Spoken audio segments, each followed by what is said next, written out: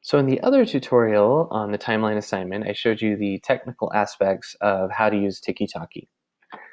For this tutorial, I want to just walk you through the timeline assignment instructions. So those are open here in front of us.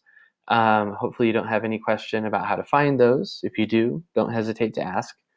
I always like to post what I call the learning competencies, just so that you have a sense of what the goals for the assignment are.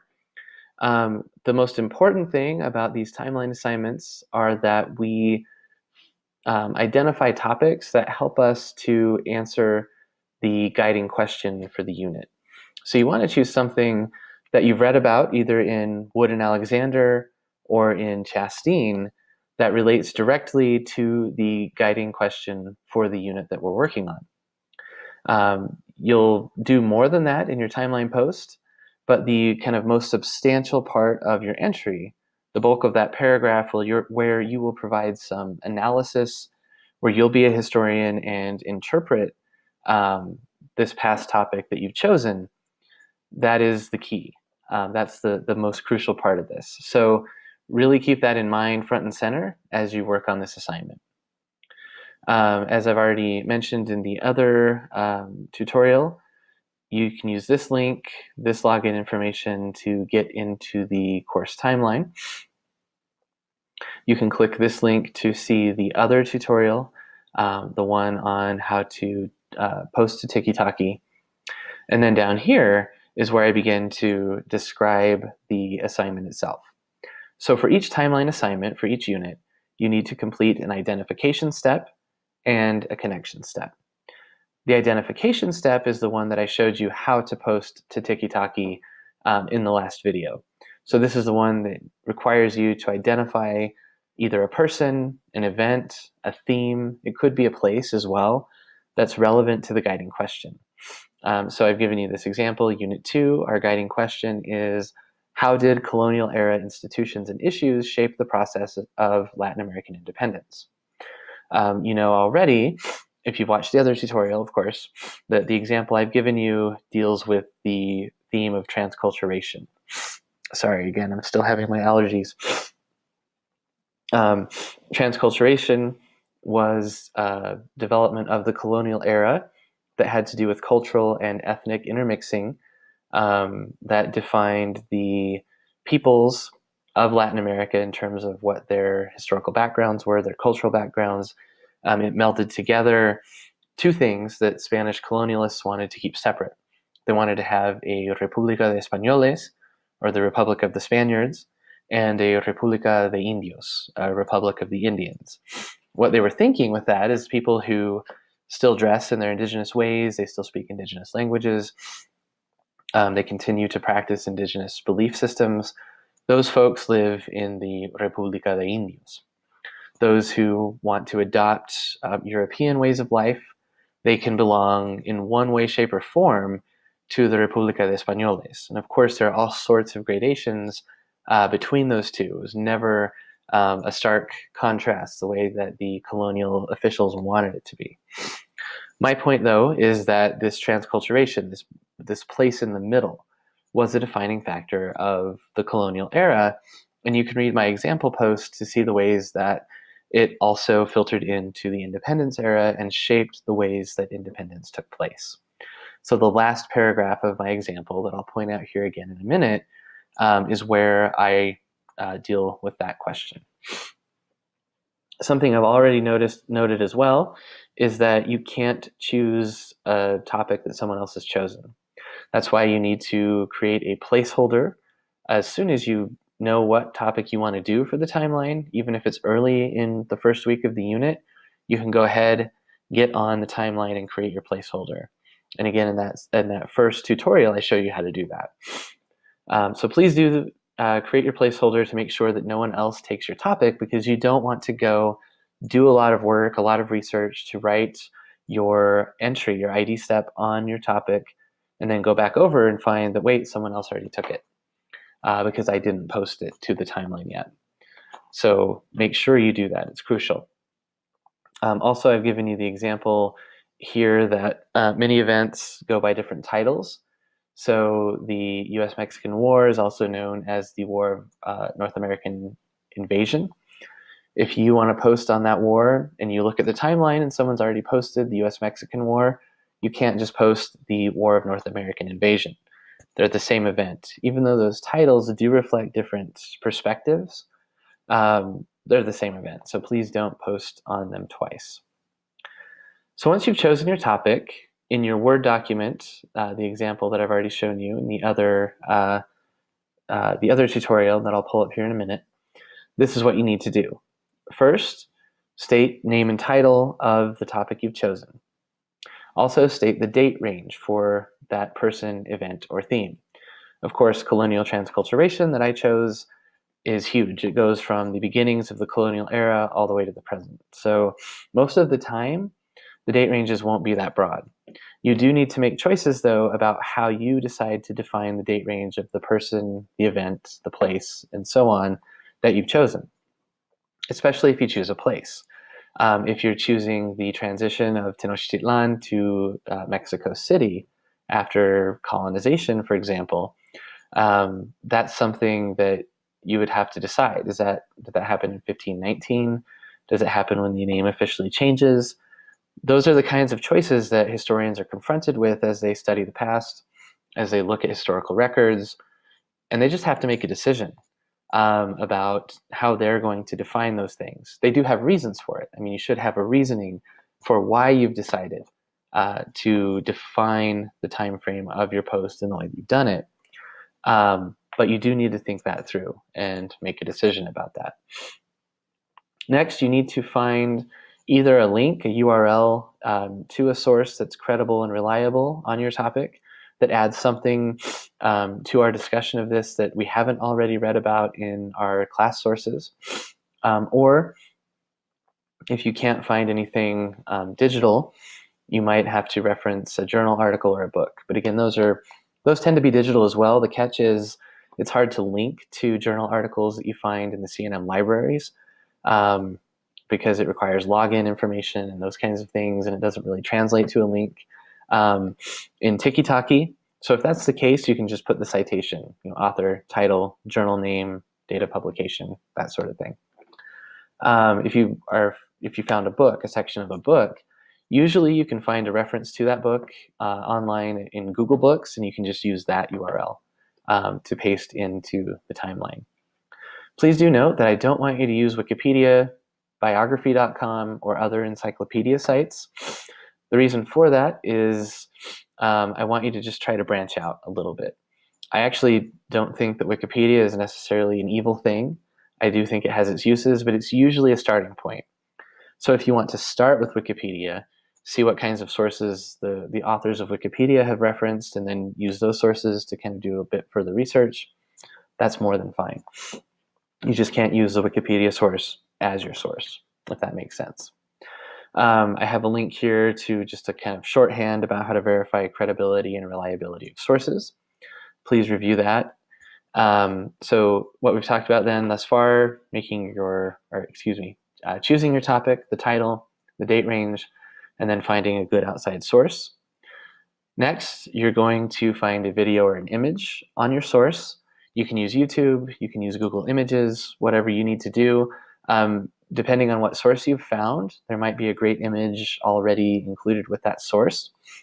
Follow the instructions that I've given in the other video tutorial for getting the URL for the image itself. You can't just copy the URL up here in the browser bar. You have to actually right-click on the image itself to find the URL that will work in Tiki-Taki, and I've showed you how to do that in the other video. So again, you find either a video or an image. And then last, once you have all that stuff in place, you've done the reading, you have an idea about how you want to, or how you can define the topic that you've chosen, you'll write a couple of paragraphs that summarize the information that you've learned. So you have to define the person, the place, the event. Tell us what it was. Think about this in terms of, we haven't necessarily read about this topic before.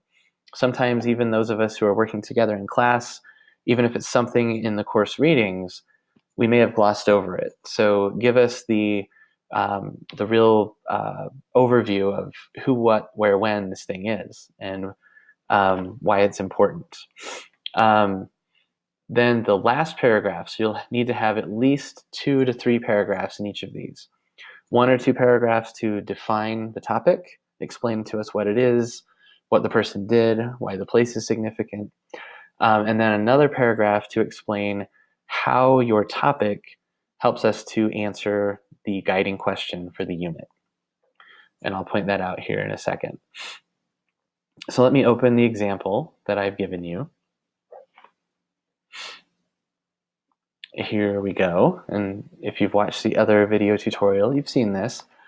This is what I've been alluding to, transculturation. So there's my title and date range at the top. Sorry, it's not quite loaded yet, so I can't scroll. Title and date range at the top. I call it an outside source, but that's the source that I found to support my topic, and this is the URL that I've used to create a link in my Tiki-Taki entry. Here's the video that I found. So I have all that there so that I can just copy and paste everything right into Tiki-Taki when I'm ready to do it. Then as you scroll down here, you'll notice that I've actually written 3 paragraphs. You only need to do 1 to 2. But I've written 3 paragraphs that define what the notion of transculturation is in the context of Latin American history. And I've talked about where the idea came from and how it straddles both the colonial period and the independence age, which gets at the question that we've asked. So I've scrolled through those 3 paragraphs. You can read those when you get a chance. This last paragraph is where I talk about how the theme of transculturation helps us to answer our guiding question. So you'll note it's a colonial trend that influenced independence movements. And I don't just say that it's that. That's not enough. It's not enough to just say this was colonial that influenced the independence era and I'm good to go. No, you need to explain how and why this colonial era thing continued into the independence age and shaped the views of people like Simón Bolívar. So there's an example I gave, or José María Morelos. They were both key independence leaders that we read about in Wood and Alexander, and I've actually given the citations for those there. Then my last sentence here kind of sums everything back up. So by emphasizing the notion of transculturation, without actually using that term because it was created later, independence leaders sought to leverage the social and ethnic mixing of the colonial era to build a sense of common cause and to gain support from their society's lower classes for independence. Here's some extra source references.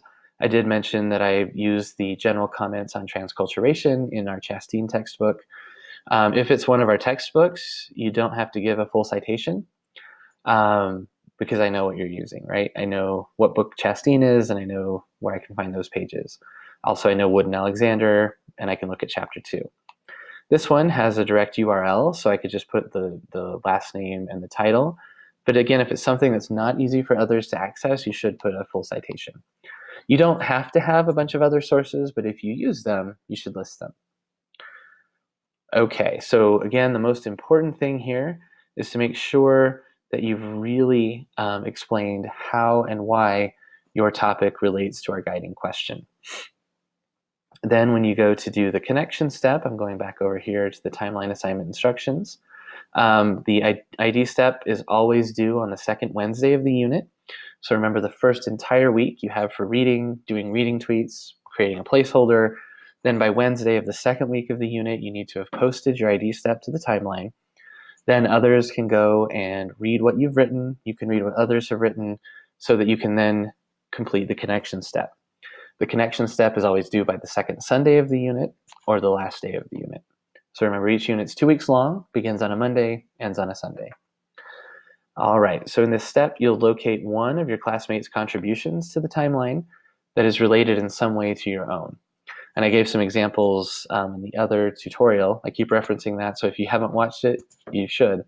That connect to the notion of transculturation. So something like the Virgin of Guadalupe. If someone posted on the Virgin of Guadalupe, I could use that. If someone posted on Mestizaje, I could use that. Excuse me, if someone posted on Bolívar or Morelos, goodness, because I mentioned both of them, I could connect to those as well, and then explain how and why that connection specifically helps me to better address the guiding question. If it's something like Bolivar, where I've already referenced that person in my own post, then what I want to talk about in the connection step is how reading my classmates' post on Bolivar helped me to add new insights to the ways that Simon Bolivar drew on transculturation, and how that helps me better understand the answer to the guiding question. So the connection step is just one paragraph.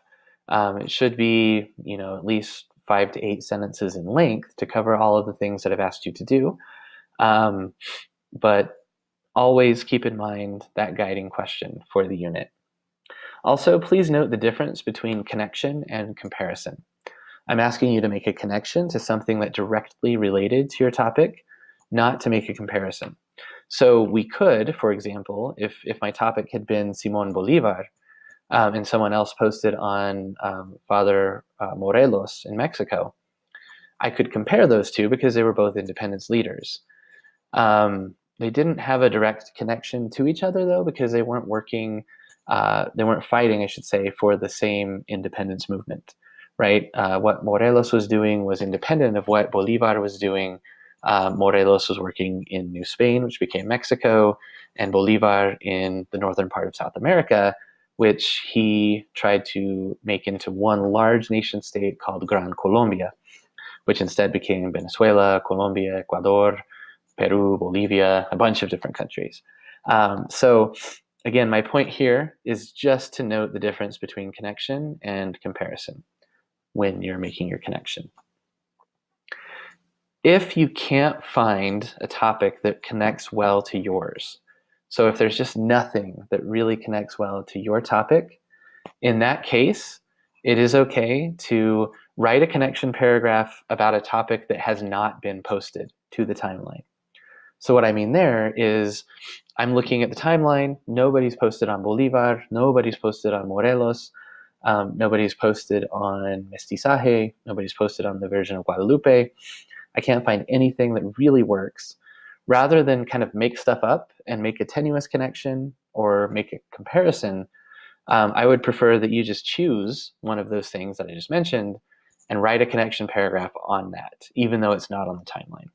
And you might make note of that and say that this was not included on the timeline, because we also want to think about what our timeline says about the construction of historical narratives and studying history. If we're not asking the right questions, or we're not quite focused on the same kinds of perspectives, there will be gaps in the historical narrative that we create on the timeline. That's going to happen. And so we just need to think about how and why that happens. And that's something we can comment on in our journal entries as well. So I hope this helps. Please note that you'll need to curate all of your timeline entries for the final project. I think that'll make sense if you look at the final project instructions. Also, the evaluation rubrics for both the ID step and the connection step are here. I realize that the print is kind of small there, so if you click on the titles, it'll take you to a larger version that you can probably actually read. Please let me know if you have questions about this assignment, what is expected. Something I always allow for, and I'll make note of it again when I'm providing feedback on the Unit 2 timeline, because that's the first time we're doing one. We don't do one for Unit 1. I allow you to redo or revise and resubmit, I should say, the Unit 2 timeline assignments in order to earn up to full credit. Because again, I know this is the first time most of us, if not all of us, have done this assignment. And so there is a little bit of a learning curve. All right, I hope that helps. Let me know what questions you have, and I look forward to seeing your posts on the timeline.